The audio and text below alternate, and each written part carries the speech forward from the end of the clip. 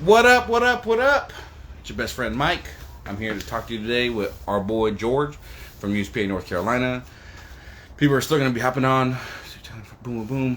But basically, we're going to go over him as a meet director, um, what he does, who he is, why he does it, things like that. Talk about some powerlifting stuff, and just get people to on board what's going on.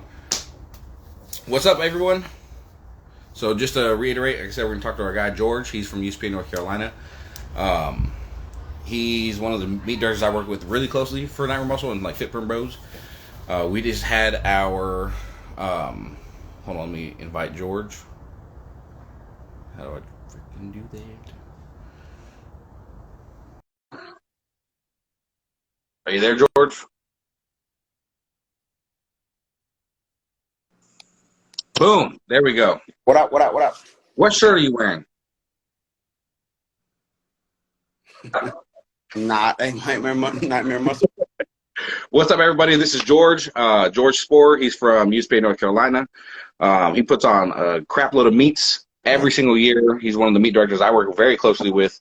And we just had our drug tested Naira Muscle Classic. So, Yes. George, why don't you tell everybody like who you are and what you do?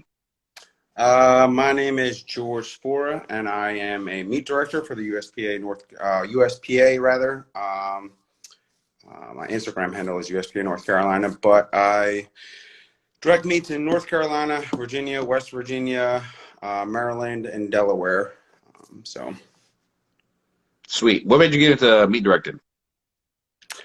I just honestly, I had a passion for it. Started with judging, and I judged a lot. I judged at one point 17 meets in 1 year. So I just had a big passion for the sport. I always had a passion for the sport. I was a competitor prior, but so I kind of wanted to dip my hands into meet directing. Slowly got into it, and then with the whole obviously Johnny thing, everything kind of took off from there. Yeah. Correct me if I'm wrong. I think you're doing what, 23 meets this year? 25. 25 meets this year, which I believe is also the most for a meat director in all the United States. Correct. Sweet. What would you say is the hardest part about it?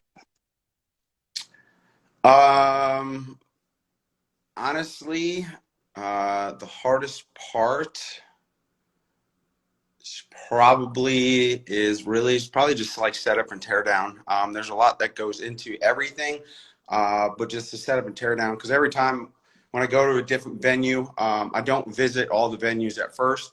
A bunch of the venues that I do know the gym owners, and I have been to those certain locations. But I don't always know the venue. And when I go there, like my wheels just get turning like a million miles an hour, and just try to make sure the setup is as best as possible, that the lifters have ample amount of space in the warm-up area, and also that there's plenty of room for the spectators. I know that's not always the case with the room for like spectators and stuff like that, but my main concern is the lifters. So to make sure they have a pretty good amount of space in the warm-up area, and then also to make sure that the platform area has a lot of space where they can, enter and then go off of, putting in their next attempts and stuff like that, so they don't feel overcrowded. Sweet. I will commend you on the teardown and everything because I felt like you conned me into helping out this past weekend. I didn't even say a word to you. I couldn't just sit there You're the one who came to me and said, "Big dog, we're gonna help with." So because if I didn't, that'd have been weird. it's all But good. I generally do have a pretty good crew of people that help out. So that's ignore that. That's yeah, someone trying to sell stuff. yeah. Um, I generally do have a pretty good crew. I have a great crew of judges that work for me. I guess they don't really work for me because it's really a volunteer basis, but that work with me to help facilitate the meets and stuff like that. Generally, I do have a majority of the meets are the same Mhm. judges. So a lot of those judges do know like where the stuff goes and all that kind of stuff. So it's a pretty seamless process to tear down. I guess is really like the setup to making sure everything's where it needs to be. Okay. What would you say is the most fulfilling thing about what you do? Say that again. What would you say is the most fulfilling thing about being a meat director? The end of the meet, man. Just having them, all the lifters be happy. Obviously, I know all the time. All lifters aren't always happy, but just like have to see their passion, to see them happy, to see them do or uh, do what they set out to do, even if they don't, just have like a great time meeting new people, and just having fun competing. Obviously, it is a competitive sport, but at the end of the day, you always want lifters to enjoy themselves and have fun as well. So that's really fulfilling to me, to have a lifter come up to me and say they had an awesome time, and they really appreciate that. But I think that's the biggest, most fulfilling thing, honestly, for me, because a lot goes into meet directing, which a lot of the lifters don't see the backside stuff. So, and especially doing so many, they're stressful because you have to answer a lot of questions. There's a lot of Yeah. logistics that go into it, um, and like. And like Trisha said, and fulfill working with Trisha. Yes, I do work with Trisha and Garrett very closely as well.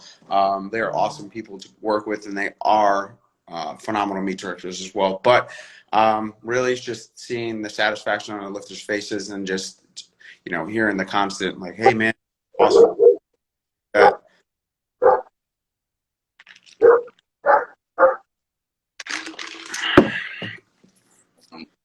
Can you hear me? yeah, I can hear you. Sweet. That's awesome, dude. What would you say, or what would you say to someone that wants to be a meet director? I think that's another big one. Or an Uh, event director, because we have some people that do the strongman stuff. to be a meet director, honestly, I would say,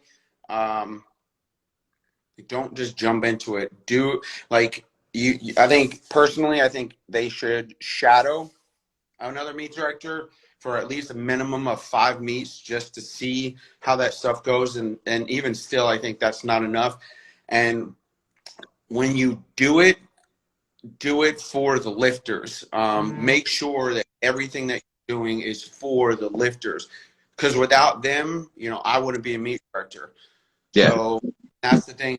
I try to do everything that I do for the lifters. Like, I try to make sure they have the best time. Little changes to have a bigger impact on their meet experience. Okay. I can dig it. What I guess another question a lot of people have is, what for you is like your biggest goal, or what's a goal you have right now that you want to accomplish? Um, just to continue to put on meets. Going into next year, I already started sanctioning meets, but to just continue to put on meets, continue lifters to be happy, continue to grow this in a positive way, continue to grow just everything like in a positive way. I think with kind of when that whole Johnny stuff took off, and then I kind of took off with it, I try to make sure to spin it, obviously, because there was a lot of negative light, but try to continue to put a positive spin on everything. Continue to grow. I try to, as a meet director, go into as many areas as possible, mainly in North Carolina, because that is my home state. Yeah. So it gives the lifters the opportunity to compete closer to home, so they're not driving an hour to hotel. Mm. And then hopefully in the future, I get to get my hands on doing a bigger meet, like a national level meet or something along the line. For something like that, what does it take to do? It's a lot of planning. It's really a lot of logistics and planning. So you have to have a really solid plan in place. I know that, to where the venue that you want, the square footage, the platforms, how many lifters you want to have, like how many rooms, or if you get a hotel, and that's where I hear is the spot that they want that stuff to have. But just have the everything in place, like make sure all the logistics are in place, and obviously there's got to be a really good timeline for it too. You got to put in a bid for it, because they give everybody a chance to get to be able to put on a national level meet or something like that. But if you have all your ducks in a row, I think that is a greater chance, rather than just saying, "Hey, look, I'd love to put a meet on, or a national level meet." So, Is there anything you wish people knew about what you guys did? Judges, the meet directors, all the volunteers, spotters and loaders. Um, that we're all human too. And a majority of us, I know for judges at least, we were competitors at one point. Not there are countless judges that are still our competitors. Mm.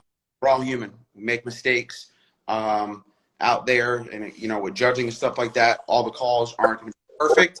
They may not be exactly liked, but the thing is, what I try to help and explain to lifters is like, you gotta read the rule book. I mean, that is hands down, like that's what we follow is the rule book. And there's a lot of times where there are lifters who do get upset. Hmm. Realistic, all the I try my judges uphold that standard of the rule book. I keep in constant contact with my judges, and I'm getting ready to send out an email here soon outlining some things that I see that need to be changed. But it's not easy. Again, I do this for the love of the sport and for the lifters.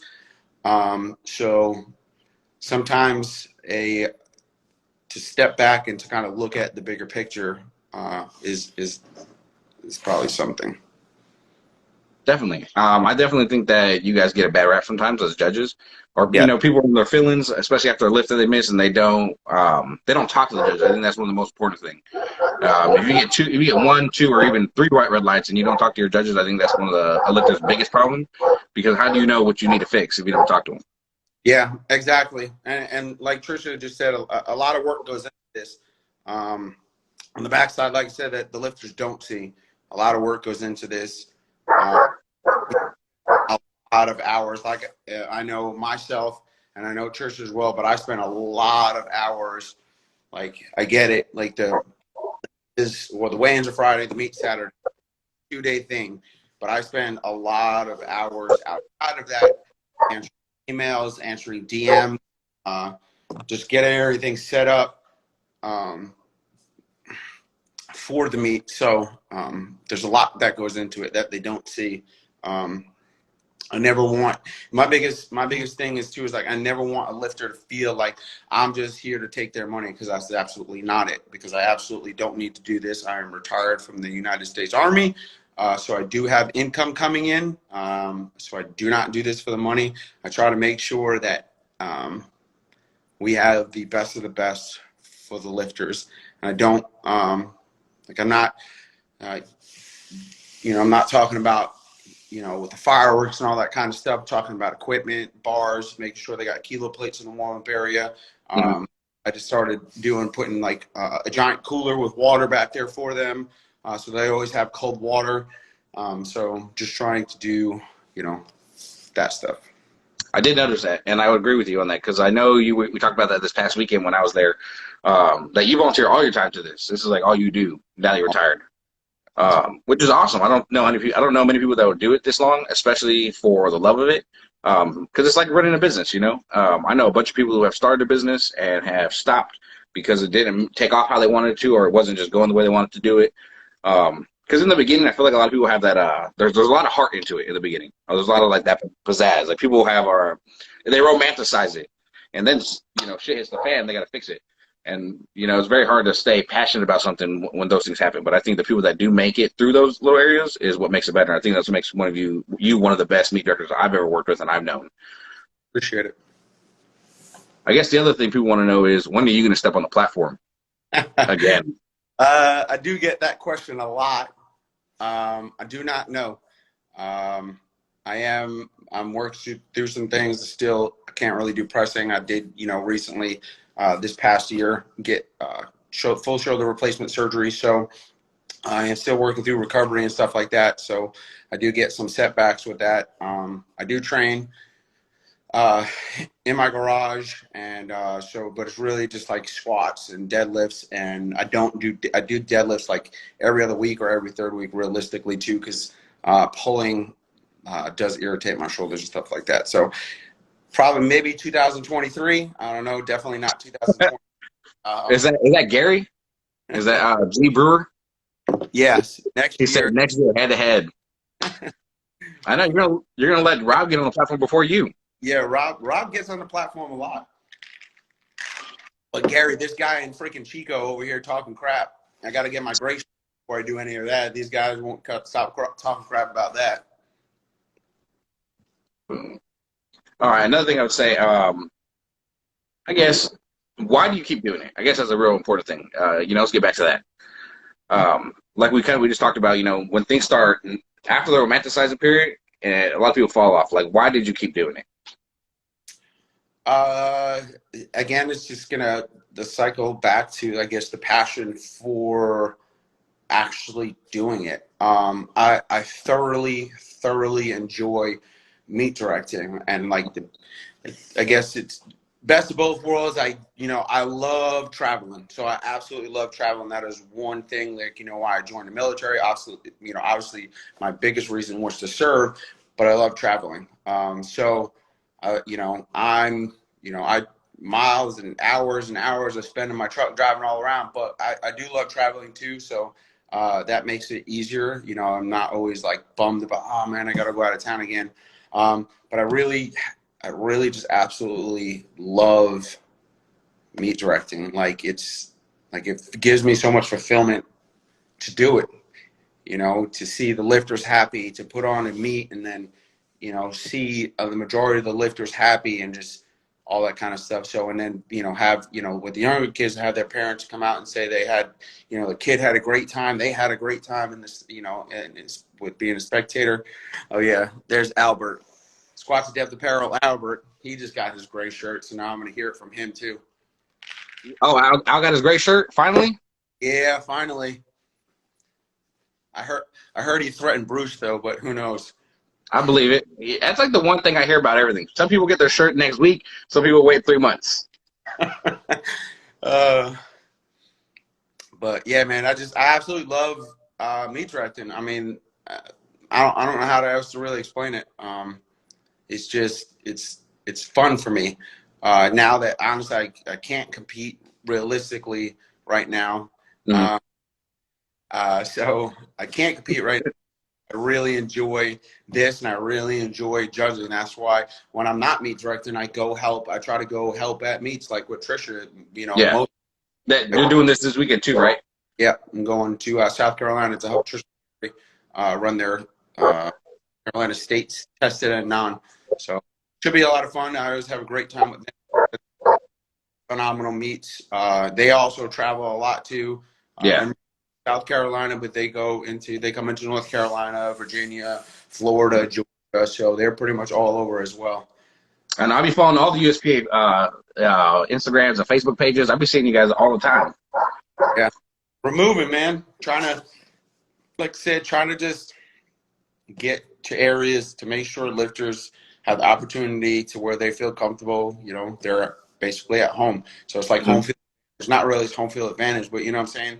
It's like when you travel, obviously traveling is fun, but sometimes it's just cool to compete at home. You can go sleep home in your own bed, the night of weigh-ins, and get up and, so. I know it sounds like it's probably going to sound like beating on a dead horse, but what do you think that us as a community can give back to help y'all out and help the rest of the powerlifting community? To give back. That's exactly it. To give back. Come help at meets. Come help be meet staff, like help spot and load, run admissions, if people have para boosts or something like that. But realistically, man, we need a lot of help with spotting and loading tremendously. It is a lot of work, and they absolutely, yeah, like Gary just said, volunteer. They absolutely do move more weight than the competitors do. But I'm here to say, like, I've done it all too. I've spotted and loaded a lot of meets before. Before I started judging, I was a competitor, and then I went and helped at meets. So that is the biggest thing, is we as meet directors honestly cannot do it without the help of volunteers. Because if we don't have spotters and loaders, there's literally nothing we can do. Sometimes a little bit help, and then easy. That's one biggest thing I get for. If you really truly are passionate about it, and then I think that's about it. I would say, I know not everyone has a program like you have, but I do know you pay everyone. So you got, what is it? The first time it's $100, and it's like $50 every additional time till it's or 25. I forget, but No, yeah, it's 100 the first time, and $10 additional. I do meat credits. I do mm, have designed meat staff shirt, so it is a pretty yep, cool. And then, like I said, they get fed. They get a chance to give back to the sport. They get money. They get a pretty cool shirt, and then they also get the chance to pretty much compete for free in the future. yeah, With that too, generally, sometimes if they sign up and they get a meat shirt, I'll just throw that in too and not tell them. They're like, oh, I got a meat shirt. Let me pay you for that. I'm like, don't worry about it. It's not a big deal. So I try to also give back if they're helping. mm, I do have a pretty good crew of people that do come. Candace Delaney and her crew, they usually come yep. to meets that they can come. So they do a great job, so. Yeah, and I know I can't speak for every meet director, but I think that's really cool that you do that. I guess the next thing we can talk about is how does someone become a ref? And then explain the different types of refs there are. So how to become a ref? Basically, the process, you have to have competed twice. It doesn't have to be USPA. Basically, competed twice. So that's never competed or really is not real into the sport, just kind of rolling and be like, hey, I want to judge. And then you submit an application through the USPA website, USPA.net. You submit the application. It's dependent on the state and stuff like that. I do try to recruit Yeah. so that I know who is trying to become a judge. So once that gets submitted, that kind of gets submitted and it goes to Bruce. Bruce, asks the state chairs, like, hey, review this bio and let me know what you think. Prove them to become a judge, a ref or not, yay or nay. I haven't really ever heard of them denying anybody. So after that process is, you get a test. It's a test from Bruce. So it's an open book test, 100 questions, but it's an open book. You go through the rule book and you answer the 100 questions. You have to get 90% or better. Mm-hmm. And then after that, then you take a practical. And practical, what that is you just go sit side by side with a judge. And you guys, it has to be a TC, which is test certified.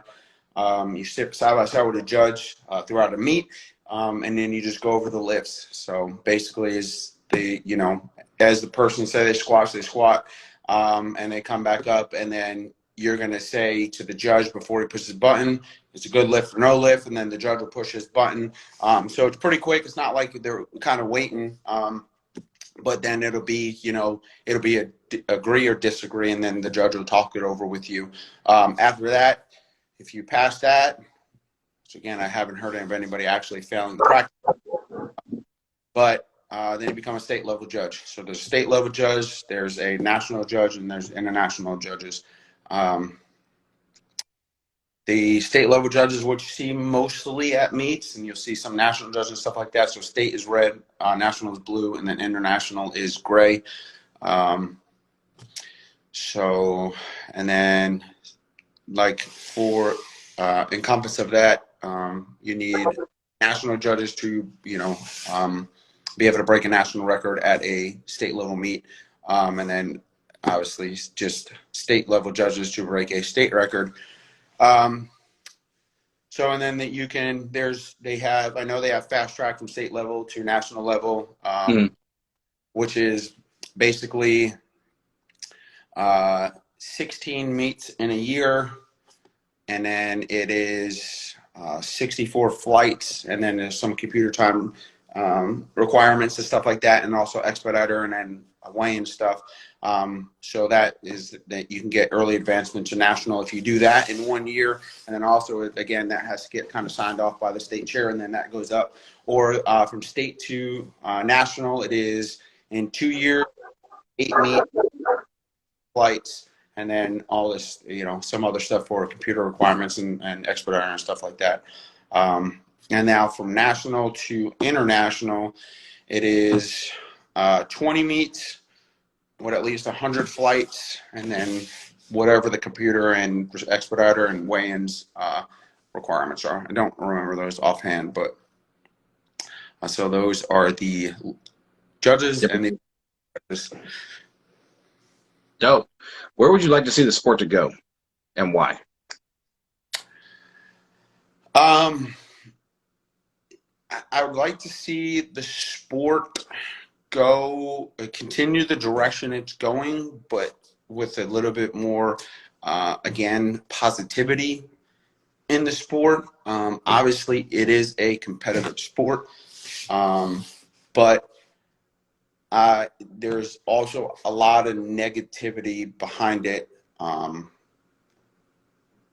People take it, and so realistically, powerlifting or the sport, it is a hobby. That's all it is. But people take it to heart too much, and they spread a lot of negativity on the sport, on other people. So I really like to see it, and I would hope it would, but realistically, I don't think it will get better for like everybody. And like I said, in terms of just enough with the negativity, everybody, you know, they're doing this for their own reasons. Like you Yeah. don't know what reasons are, so there is no reason to be negative to this person. Sumo is not cheating. A arch in the bench is not cheating. All this kind of stuff. It's just there's a lot of these. Everybody thinks the thing is everybody thinks they know, but they actually don't know. So there's a lot of know-it-alls, but they don't know nothing. Okay, I agree with that. I think a lot of people do try to and put their ideals on other people, Yeah. especially new people to the sport, um, before allowing them to kind of find who they are in the sport or what they can and cannot do.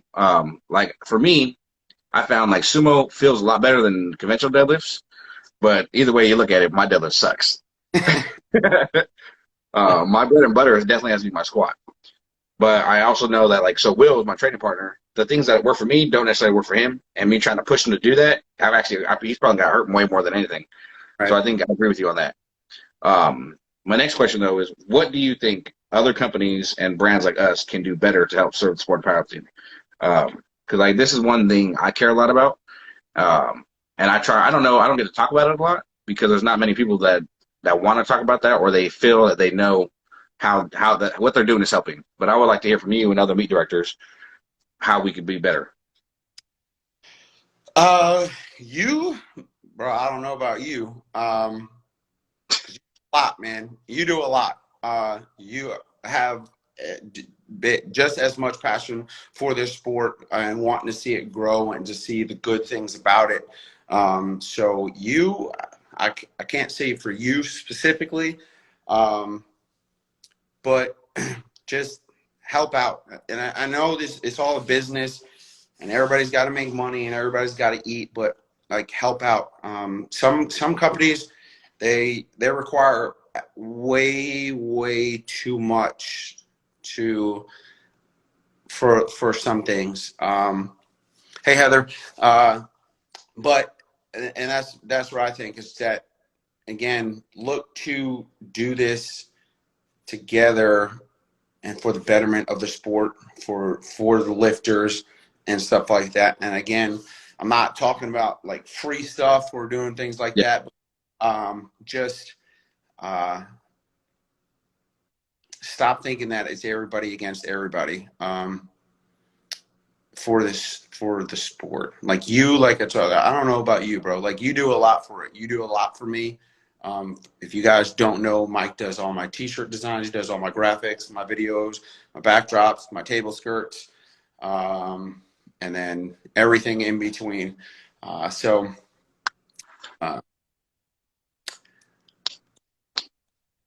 I think that's it. There are companies out there that do help a lot, like Pioneer Fitness. Yeah, Matt and them do a whole lot. I would like to be on their level. Don't get me wrong. That's they do a lot though.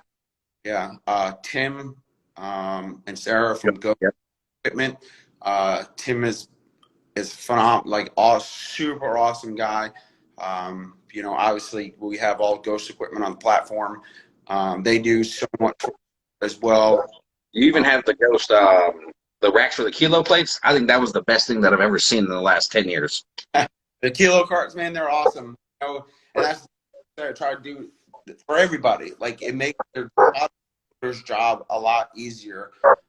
Spotting and loading for squats, loading for deadlift. Unfortunately for bench, unfortunately for deadlift, it sucks regardless of what you have. So take it back, but those kilo carts are amazing. They work custom. Like, that's why, with the vessel metal and stuff like that, and the metals on the benches.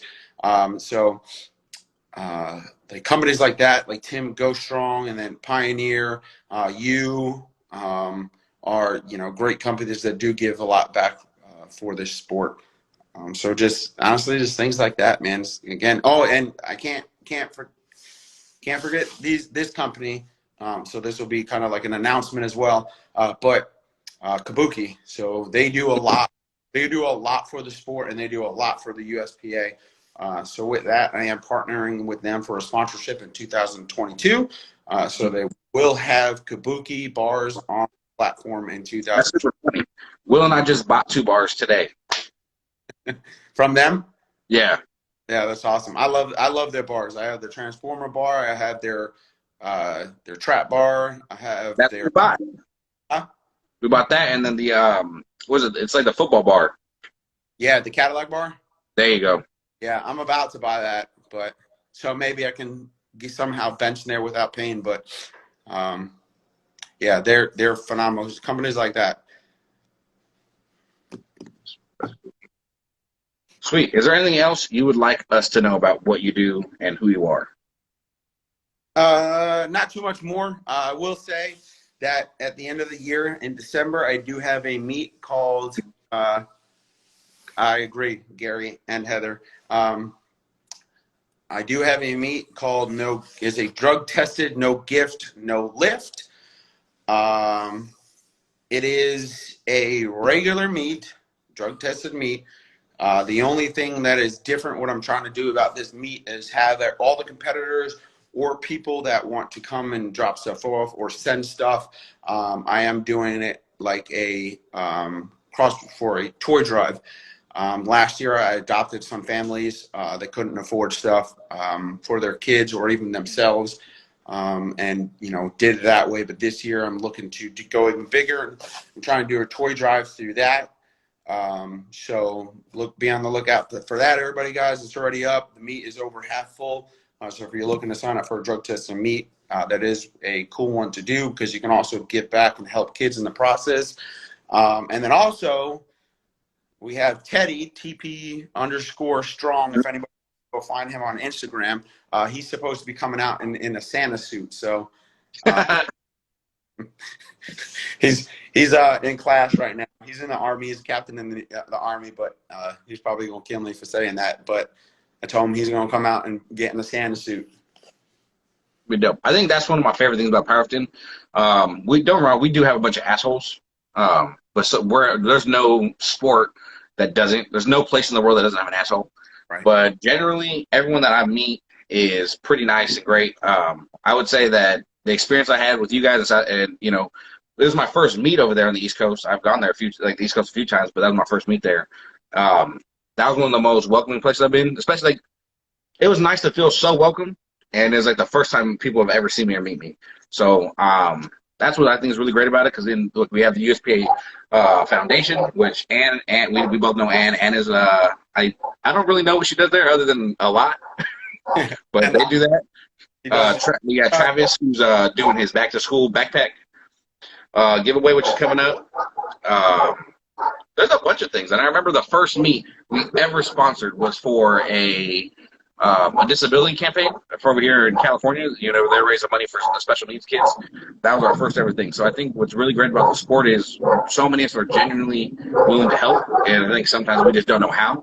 So things like this, I think, help out a lot, so people can just know that it's available for them. Because you can send a toy even if you don't live in North Carolina, South Carolina, or in that area. Amazon works everywhere.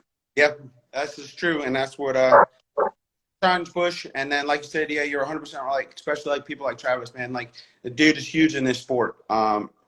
He gives back a lot. He sponsors a lot of meets. He's super passionate about the sport. And not only that, like you said, he has his foundation to where he is, he hand draws his t-shirts or his apparel, all that kind of stuff. And all that money goes back into helping kids who can't afford school supplies. They can't afford powerlifting gear. They can't afford whatever it is. But like you said, he is having his backpack drive. So this way, right now they have 100 backpacks. He's trying to get to 50 to fill those with all school supplies and go give them out to the kids that cannot afford school supplies. So if you guys follow him, Papa Bear Rogers, or it's Papa Bear's fun, I thought. Yeah, it is. Okay. So he is on Instagram. So we follow that guy. That guy's doing a lot of things for the sport as well, and also doing incredible things for the kids in the Maryland, Delaware area. And then, like you said, and with the USPA Foundation is also another phenomenal thing that also does essentially the same thing, except for they don't do school supplies and stuff like that. They sponsor athletes to be able to travel to meet. They do pay their meet fees, help them with powerlifting gear and stuff like that. And then also, Anne is a speech therapist for kids. It's true. I've talked about that because my little brother has speech therapy. Yeah, she does. She does awesome things with that too. And then, so Gary says to plug his meet. Oh, Gary. So Gary Brewer, his wife, are doing awesome things as well. Honestly, for real, they are starting to do more meets and more stuff. So you guys don't know, follow him, check him out. Again, him and his wife are doing awesome things for the sport as well. George, tossing a link donation for the toy meet. You can share around for people that can't compete. I will do that, Gary. I'll get on that today, and I will post that on my bio so people can donate for that. I appreciate that as an awesome idea. And then I would say that too. If you don't follow other people in the sport, that's a little weird of you. Not you, George, but like everyone else. Like, but follow other meet directors, follow other USPA pages, even if that's not your state or you think you're ever going to go there. Me and George talked about that last weekend. Just being able to get out of your state and competing against other people. Yes, you can't break any state records over there, but you will see competition that you're not going to see at your normal area. And like, at least like me in here in California, when we do a meet, I try to do at least one a year, just with how crazy things are. My weight class can either have like 7 people or me. Yep. And it's really hit or miss because California is so big. But that's a good reason to go out and check out other things. Or you're going to see things like this, like the donation drives we're doing or that George is doing, and be able to help out. You don't have to be there. So that's my tidbit. Yeah, and to caveat off of that, just share information. Realistically, if you see a post, and even if hey, that's not for me, I'm not going to compete or do that or this, that, and the third. Just because you're not going to do it doesn't mean that somebody else doesn't want to do it. And with everybody sharing and working together like that, more people will have eyes on information. And then it's again, a betterment for the sport. Like you said, help is the biggest thing. Sharing is another big thing. Again, like I just said, it's just to share information. Again, if it doesn't pertain to you, that doesn't mean it doesn't pertain to other people. And some people might not be following my page, or might not be following Gary's page, or might not be following Trisha's page, or might not be following your page, Mike. But if you reshare that information, they might see and be like, oh crap, let me go follow that person and let me get this, see it. And this was awesome that I seen this. So that is one other big thing too, is that people should work together a little bit more. Boom. I don't really have any more questions, George, unless you want to let the people know about something. But other than that, I think that is it. And just, I guess, reiterate on, like we were saying earlier, volunteering, helping out. That is a huge thing. Again, because us as meet directors cannot do it without everybody else's help. So please help volunteer if you can. Obviously, if you can't, that's not that big of a deal. And then, one other thing. If you are a competitor and you sign up for a meet and you cannot make that meet for any reason whatsoever, please reach out to the meet director and let them know. I do send out plenty of emails and stuff like that and ask the people to let me know. So if you do, it helps everybody else out, because then we don't have to sit around waiting for people to not show up. So that is another big thing, is just information push. So, and then I think that is about it. All right, well, here's my recap, everybody. Today we spoke with George from USPA, North Carolina. That's his Instagram. He's a meet director for the East Coast because he does a whole lot of states. He does it because he loves y'all and he loves the sport of powerlifting. He's probably going to do it till the day he dies. And if he says no, that's a lie. But that's pretty much it. Who, what, more, why? What up, George? But yeah, I'm going to go ahead and go ahead. I want to give a shout out to one of my judges, Rob Engelman. He's on here with like 6 different Instagram accounts right now. I believe it. But he is going to be directing his first meet in November, the America Classic 2, which is in Carthage, North Carolina. He is going to be the main meet director there. I am going to be there to help him, but he will be directing his first meet and hopefully take on some more meets in the future, kind of help putting them on over in his area out near Asheville. The guy is a hard worker. Again, he has Rob has a huge passion for this sport, and Rob is one of my hardest, one of my hardest working judges. And I can literally count on Rob for anything. And it's a lot easier when you have people like that on your back, because then you can, like, at the end of the meet, I can make sure, I'm talking to the lifters and all that kind of stuff. And then he gets a lot of work done, or he gets a lot of work done during the meet for me. And it's just a lot of, it's just easier for me. So again, big shout out to Big Rob. He will be directing that meet.